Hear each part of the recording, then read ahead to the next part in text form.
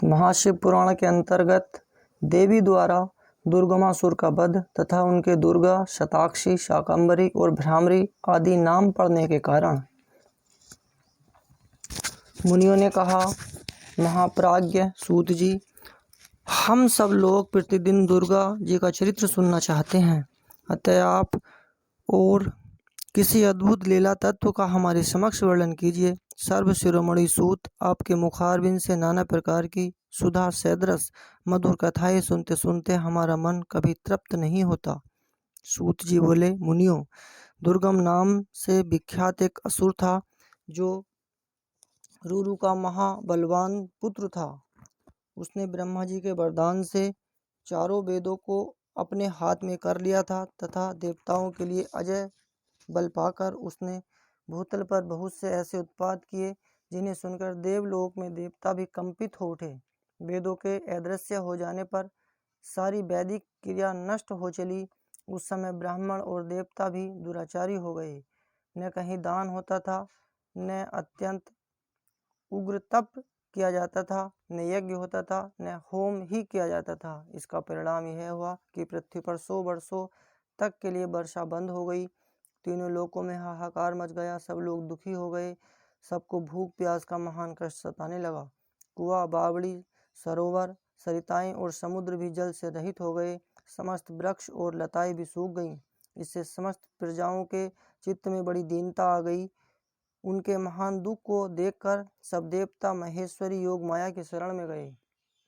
देवताओं ने कहा, महामाये, अपनी सारी प्रजा की रक्षा करो, अपने क्रोध को रोको, अन्यथा सब लोग निश्चय ही नष्ट हो जाएंगे। कृपा सिंधु, दीन बंधु, जैसे शुंभ नामक दैत्य, महाबली निशुंभ, धूम्राक्ष, चंड मुंड, महान शक्तिशाली रक्तबीज, मधु कैटभ और महिषासुर का तुमने वध किया था, उसी प्रकार इस दुर्गमासुर का शीघ्र ही संहार करो। बालकों से पग पग पर अपराध बनता ही रहता है। केवल माता के सिवा संसार में दूसरा कौन है जो उस अपराध को सहन करता हो। देवताओं और ब्राह्मणों पर जब जब दुख आता है तब तब शीघ्र ही अवतार लेकर तुम सब लोगों को सुखी बनाती हो। देवताओं की यह व्याकुल प्रार्थना सुनकर कृपामयी देवी ने उस समय अपने अत्यंत अनंत नेत्रों से युक्त रूप का दर्शन कराया। उनका मुखारबिंद प्रसन्नता से खिल उठा था और वे अपने चारों हाथों में क्रमशः धनुष, बाण, कमल तथा नाना प्रकार की फूलमालाएं लिए हुए थीं। उस समय प्रजाजनों को कष्ट उठाते देख उनके सभी नेत्रों में करुणा के आंसू छलक आए। वे व्याकुल होकर लगातार 9 दिन और 9 रात रोती रहीं। उन्होंने अपने नेत्रों से अश्रु जल की सहस्रों धाराएं प्रवाहित की। उन धाराओं से सब लोग तृप्त हो गए और समस्त औषधियाँ भी सिंच गई।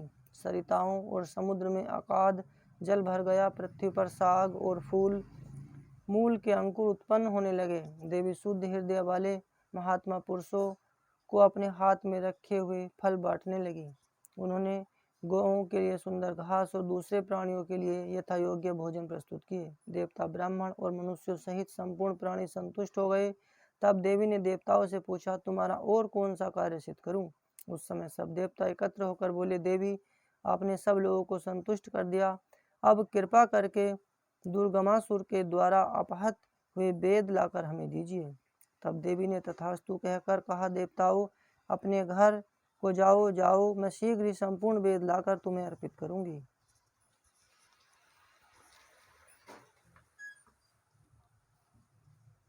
यह सुनकर सब देवता बड़े प्रसन्न हुए। वे प्रफुल्ल नील कमल के समान नेत्रों वाली जगद्योनि जगदम्बा को भली भांति प्रणाम करके अपने अपने धाम को चले गए। फिर तो स्वर्ग, अंतरिक्ष और पृथ्वी पर बड़ा भारी कोलाहल मच गया।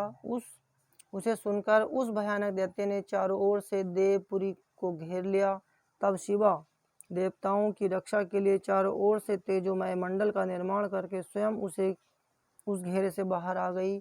फिर तो देवी और दैत्य दोनों में घोर युद्ध आरंभ हो गया। सम्राण में दोनों ओर से कवच को छिन्न भिन्न करके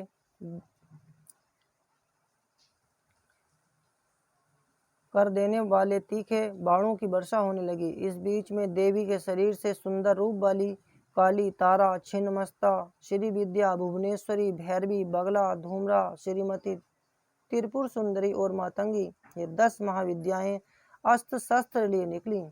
तत्पश्चात दिव्य मूर्ति वाली असंख्य मातृकाएं प्रकट हुईं। उन सब ने अपने मस्तक पर चंद्रमा का मुकुट धारण कर रखा था और वे सब की सब विद्युत के समान दीप्तिमयी दिखाई देती थी। इसके बाद उन मातृगणों के साथ दैत्यों का भयंकर युद्ध आरंभ हुआ।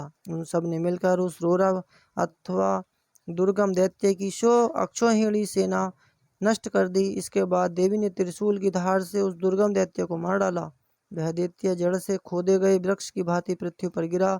इस प्रकार ईश्वरी ने उस समय दुर्गमासुर नामक दैत्य को मारकर चारों वेद वापस लेकर देवताओं को दे दिए। तब देवता बोले, अंबिके, आपने हम लोगों के लिए असंख्य नेत्रों से युक्त रूप धारण कर लिया था, इसलिए मुनिजन आपको शताक्षी कहेंगे। अपने शरीर से उत्पन्न हुए शाकों द्वारा आपने समस्त लोकों का भरण पोषण किया है, इसलिए शाकंभरी के नाम से आपकी ख्याति होगी। शिवे, आपने दुर्गम नामक महादैत्य का वध किया है, इसलिए लोग आपको कल्याणमयी भगवती दुर्गा कहेंगे। योग निद्रे, आपको नमस्कार है। महाबले, आपको नमस्कार है। ज्ञानदायिनी, आपको नमस्कार है। आप जगन माता को बारंबार नमस्कार है। तत्वमसि आदि महावाक्यों द्वारा जिन परमेश्वरी का ज्ञान होता है, उन अनंत कोटि ब्रह्मांडों का संचालन करने वाली भगवती दुर्गा को बारंबार नमस्कार है। माता, आप तक मन, वाणी और शरीर की पहुँच होनी कठिन है। सूर्य, चंद्रमा और अग्नि, ये तीनों आपके नेत्र हैं। हम आपके प्रभाव को नहीं जानते, इसलिए आपकी स्तुति करने में असमर्थ हैं। सुरेश्वरी माता, शताक्षी को छोड़कर दूसरा कौन है जो हम जैसे अमरों पर दृष्टिपात करके ऐसी दया करे। देवी, आपको सदा ऐसा ही यत्न करना चाहिए जिससे तीनों लोक निरंतर विघ्न बाधाओं से तिरस्कृत न हों। आप हमारे शत्रुओं का नाश करती रहें। देवी ने कहा, देवताओं, जैसे बछड़ों को देखकर गोएं व्यग्र और हो उतावली के साथ उनकी ओर दौड़ती हैं, उसी तरह मैं तुम सबको देखकर व्याकुल हो दौड़ी आती हूँ। तुम्हें न देखने से मेरा एक क्षण भी युग के समान बीतता है। मैं तुम्हें अपने बच्चों के समान समझती हूँ और तुम्हारे लिए अपने प्राण भी दे सकती हूँ। तुम लोग मेरे प्रति भक्ति भाव से सुशोभित हो, अतः तुम्हें कोई भी चिंता नहीं करनी चाहिए। मैं तुम्हारी सारी आपत्तियों का निवारण करने के लिए सदैव उद्यत हूँ। जैसे पूर्व काल में तुम्हारी रक्षा के लिए मैंने दैत्यों को मारा है, उसी प्रकार आगे भी असुरों का संहार करूँगी। तुम्हें इसमें संशय नहीं करना चाहिए। यह मैं सत्य सत्य कहती हूँ। भविष्य में जब पुनः शुंभ और निशुंभ नाम के दूसरे दैत्य होंगे, उस समय मैं यशोमयी देवी नंद पत्नी यशोदा के गर्भ से योनिज रूप धारण करके गोकुल में उत्पन्न होंगी और यथा समय उन असुरों का वध करूंगी। नंद की पुत्री होने के कारण उस समय मुझे लोग नंदजा कहेंगे। जब मैं भ्रमर का रूप धारण करके अरुण नामक असुर का वध करूंगी, तब संसार मुझे भ्रामरी कहेंगे। फिर मैं भीम भयंकर रूप धारण करके राक्षसों को खाने लगूंगी। उस समय मेरा भीमा देवी नाम प्रसिद्ध होगा। जब जब पृथ्वी पर असुरों की ओर से बाधा उत्पन्न होगी, तब तब मैं अवतार लेकर प्रजाजनों का कल्याण करूंगी, इसमें संशय नहीं है। जो देवी शताक्षी कही गई है, वे ही शाकंभरी मानी गई हैं तथा उन्हीं को दुर्गा कहा गया है। तीनों नामों द्वारा एक ही व्यक्ति का प्रतिपादन होता है। इस पृथ्वी पर महेश्वरी शताक्षी के समान कोई दूसरा दयालु देवता नहीं है, क्योंकि वे देवी समस्त प्रजाओं का संतप्त देख 9 दिनों तक रोती रह गई थीं।